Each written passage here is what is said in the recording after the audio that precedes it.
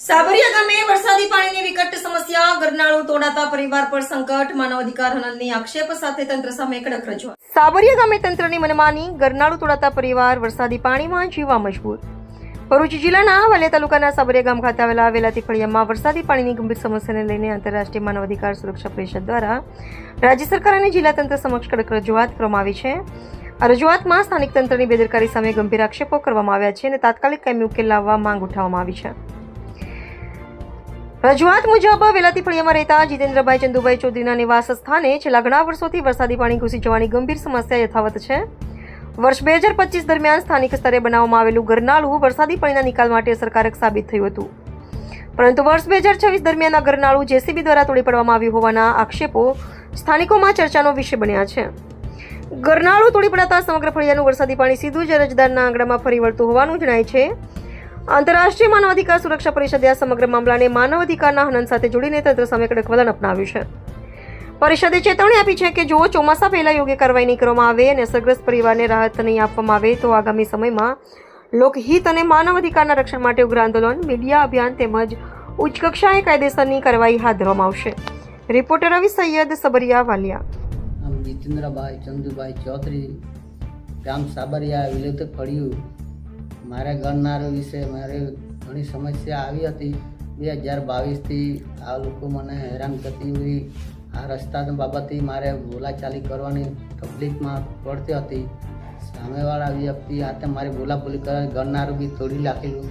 તે રીતે બી મારે ઘરવાળીને મારવાની ધમકી આપીને એ લોકોએ મને મારવાની ધમકી આપીને પછી એ લોકોએ આવી રીતના કરતા છે. સરપંચોને મેં જણાવતો છું, તે લોકો કંઈ નથી કરતા. તલાટીના ટીડીઓને બધાને વાલિયા જઈને મેં કંઈ આવ્યો, પણ એ લોકોએ મારે કશે નથી સાંભળતા. એટલે આજે મારે આ બોલવાનું વિનંતી થયેલી છે. ને આ ઘણી વખતે આ લોકો આજુબાજુવાળા મારે સામે કોઈ બોલતા નથી. મેં એકલો બોલીને મેં શું કરું, એટલે એ લોકો આજુબાજુ બધા સમજી લેતા છે. તો એ લોકો મારે વિચારવું જોઈએ કે આ બહારની તકલીફ પડતી છે તો કોઈ બહારનો વ્યક્તિ બી આવીને વિચારતો છે કે અહીંયા શું તકલીફ પડતી છે, અહીંયા કેવી રીતના પાણી જશે. એ લોકો કોઈ સમજતા નહીં ને પાણી જૂના રસ્તે જાય તેવી રીતના મારે નમ્ર વિનંતી છે. કે પહેલી જે રીતના પાણી ચાલતું હતું જતું હતું, મારે કૂવો છે બાજુમાં, કૂવાની સાઈડ પર રહીને પાણી જતું હતું.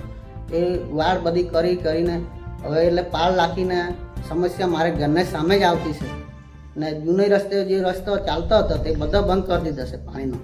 હવે રસ્તા તો દર વર્ષે બનતા છે, પણ આ સમસ્યા મારે દર વર્ષે બોલાચાલી કરવાનું થતું છે. ખાસ તો મારા આંગણામાં પાણી ભરાઈ જતું છે. મારા આંગણામાં રહીને પાણી જતું છે. પછાડીથી અગાડી આવતું છે તો બધું મારા આંગણામાં રહીને પાણી જતું છે. મારી ગાડી મૂકતો છું ત્યાં હું તકલીફ પડતી છે મને.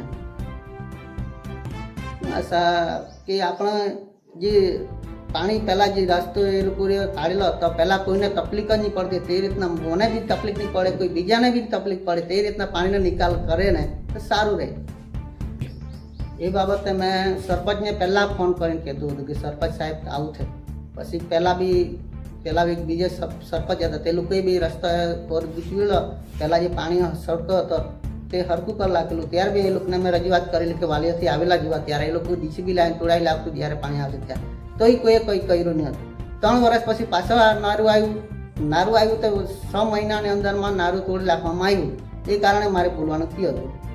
તોય છતાં નારું લાગ્યું તો તે ખાડો એક સાઈડ પર કહી દો ને એક સાઈડ પર નથી કહી દો તો પાણી જશે કાં? પાણીને તો બે વાલ્વ નિકાલ આપવો પડે ને. ના સામે ઈટ છે, પાલ નાખેલી છે. કોઈ બી આજુબાજુવાળા ઘરના બધાને ખબર છે કે આ રીતના આ લોકો કરતા જ છે, પણ એ લોકોને કોઈ બોલતું નથી. કેમ નથી બોલતું એ તો હવે મોટા માણસ હોય કે ગમે તે, એનું કારણ મને નથી ખબર.